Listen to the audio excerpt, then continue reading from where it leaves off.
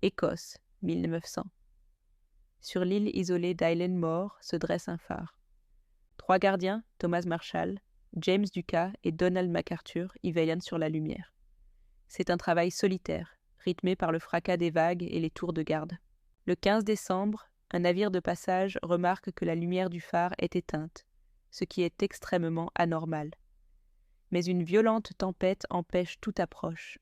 Ce n'est que 11 jours plus tard, le 26 décembre, que le bateau de relève, l'Hespérus, peut enfin accoster.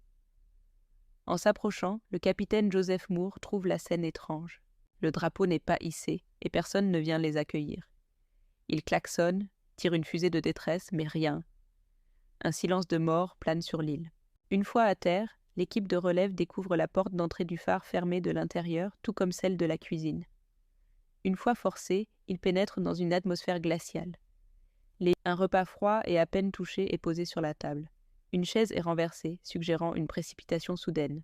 Les manteaux des 3 gardiens sont toujours là, accrochés. Pourquoi seraient-ils sortis dans le froid glacial de décembre sans leur protection? Le mystère s'épaissit en lisant le journal de bord. Les dernières entrées sont troublantes. Le 12 décembre, Thomas Marshall, le plus expérimenté, décrit une tempête si violente qu'il n'en a jamais vu de pareille.